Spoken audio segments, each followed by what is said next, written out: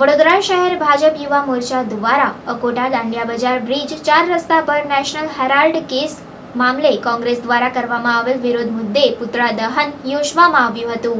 ઈડીએ 15 એપ્રિલે કોંગ્રેસના national Herald અખબાર અને એસોસિએટેડ જર્નલ્સ લિમિટેડ સાથે જોડાયેલા મની લોન્ડરિંગ કેસમાં પ્રથમ ચાર્જશીટ દાખલ કરી, જેમાં સોનિયા ગાંધી, રાહુલ ગાંધી, સામ પિત્રોડા અને સુમન દુબેના નામનો સમાવેશ કરવામાં આવ્યો છે, જેનો કોંગ્રેસના કાર્યકર્તાઓ દ્વારા વિરોધ પ્રદર્શિત કરવામાં આવી રહ્યો છે. ત્યારે વડોદરા બીજેપી યુવા મોરચા દ્વારા નેશનલ હેરાલ્ડ કેસમાં ચાર્જશીટ અંગે સત્ય હકીકત દર્શાવીને કોંગ્રેસના વિરોધ મુદ્દે પ્રદર્શન કરવામાં આવ્યું હતું, જેમાં વિધાનસભાના મુખ્ય દંડક બાળકૃષ્ણ શુક્લ, યુવા મોરચા, મહિલા મોરચા અને કાર્યકર્તાઓ મોટી સંખ્યામાં જોડાયા હતા. રાહુલ ગાંધી અને સોનિયા સામે સૂત્રોચ્ચાર કરીને તેમના પુતળાનું દહન કરવામાં આવ્યું હતું.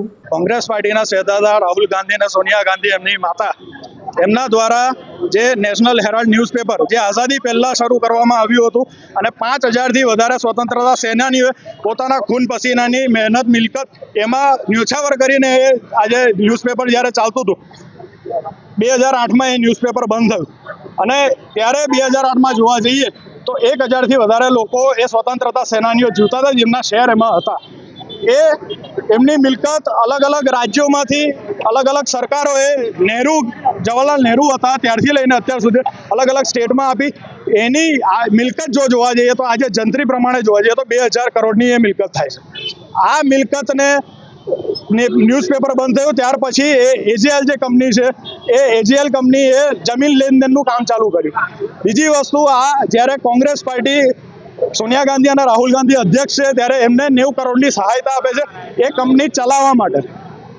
કંપની એવું બતાવે છે કે અમારાથી કંપની ચાલી શકે એમ નથી. એની સામે એક નવી કંપની 2008 પછી રજીસ્ટર કરવામાં આવે છે, યંગ ઇન્ડિયા લિમિટેડ. એમાં રાહુલ ગાંધી અને સોનિયા ગાંધીનો 76% શેર હોય છે, જ્યારે જે એજીએલ છે એમાં રાહુલ ગાંધી અને એમની બેન પ્રિયંકા ગાંધીના 33% શેર એમની પાસે હતા. એ કંપની ગ્રુપ દ્વારા ડેવલપ કરવામાં આવી હતી. 5000 લોકોએ ડેવલપ કરી હતી. આ પ્રાઇવેટ કંપની હતી, એ ખાલી સેવા સંસ્થા માટે રાખેલી હતી.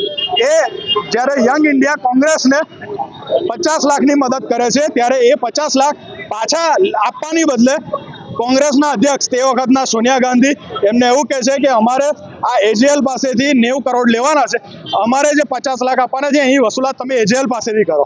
હવે એ એજીએલ કંપની કોની છે તો એ પણ કોંગ્રેસની છે.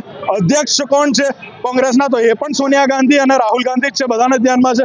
અને જ્યારે યંગ ઇન્ડિયા લિમિટેડ છે એમાં પણ કોણ છે તો કે રાહુલ ગાંધી છે ને સોનિયા ગાંધી છે. હવે એ 50 લાખ લેવાની બદલે એજીએલ કંપની એવું કરે છે કે એમના પૂરેપૂરા શેર 100% શેર એ યંગ ઇન્ડિયાના નામે ટ્રાન્સફર કરી દે છે. એમાં 1000થી વધારે સ્વતંત્રતા સેનાનીઓ ત્યારે જીવતા હતા, એમની જાણ બહાર આ આખી મિલકત યંગ ઇન્ડિયાના નામે ટ્રાન્સફર થાય છે. અને એ યંગ ઇન્ડિયામાં કોણ હોય છે તો 76% રાહુલ ગાંધી અને સોનિયા ગાંધી હોય છે.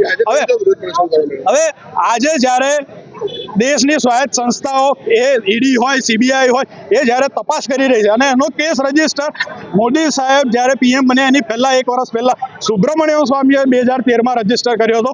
એટલે એને કોઈ ભાજપને લેવા દેવા નથી. અને જ્યારે અત્યારે ઈડી અને સીબીઆઈની તપાસ કરે છે ત્યારે ઈડી અને સીબીઆઈના કાર્યાલય પર જઈને એ લોકો ધરણા પ્રદર્શન કરે, પ્રેશર ટેક્ટિક યુઝ કરે છે કે એમના પર કોઈ કાર્યવાહી ના થાય. ઠેર ઠેર રોડ પર ચક્કાજામ કરે છે કોંગ્રેસના કાર્યકર્તા. ત્યારે આજે દેશની જનતા એમને ઓળખી ગઈ છે. કોઈ જગ્યાએ એમને સરકાર બનતી નથી, જ્યાં સરકાર છે ત્યાં જઈ રહી છે. ત્યારે આજે વડોદરા શહેર યુવા મોરચાના માધ્યમથી સોનિયા ગાંધી અને રાહુલ ગાંધી ખાસ કરીને બેઉના પુતળા દહનનો કાર્યક્રમ કર્યો છે અને 100 મીટર દૂર કાર્યાલયથી કોંગ્રેસના કાર્યાલયથી કર્યો છે. જરૂર પડશે તો એમના કાર્યાલય પર જવા યુવા મોરચો તૈયાર છે. અને આ પ્રેશર ટેક્ટિક હવે આવનારી સમયમાં દેશની જનતા સહન કરી નહીં લે. આ લોકો વિરોધ પ્રદર્શન કરવાના છે,